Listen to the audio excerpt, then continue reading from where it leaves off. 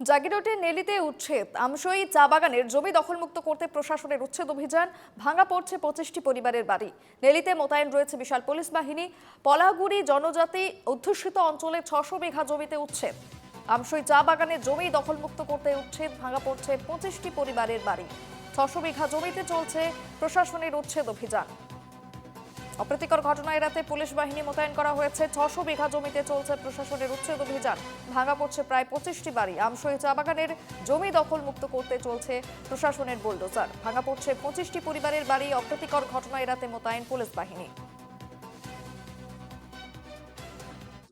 মানুহ বহি আছিলে তাৰে বাগানে যিটো নটিচ দিছে সিহঁতে আল্টিমেটলি সিহঁতে গুচি গৈছে। তথাপিও ঘৰবিলাক থকাৰ কাৰণে আজি জিচিবিটি ভাঙিছে পেলাই। আমাৰ দীৰ্ঘদিনীয়া দাবী, যি দাবীয়ে আমি আন্দোলন কৰি আছিলোঁ। আমাৰ মধ্য অসমত 7টা ট্ৰাইবেল বেল আছে। তাৰে এখন হৈছে পলাগুৰি ট্ৰাইবেল বেল। পলাগুৰিটো মানে অবৈধভাৱে বেদখল হৈ আছে। তেওঁলোকক মানে মুক্ত কৰিবলৈ কাৰণে আমি দাবী জনাই আছিলোঁ। তাৰে আল্টিমেটলি এখেতসকলক মানে নটিচ দিয়া হৈছে আৰু স্থায়ী অৰ্ডাৰ আনিছে বুলি শুনিছোঁ। ডিচি বাইদেৱে ডকুমেণ্টছ ভেৰিফাই কৰি আছে। সেইখিনিলৈ কেতিয়া কৰিব সেইটোৱে মানে চাবলগীয়া কথা। আৰু আমি দাবী জনাইছোঁ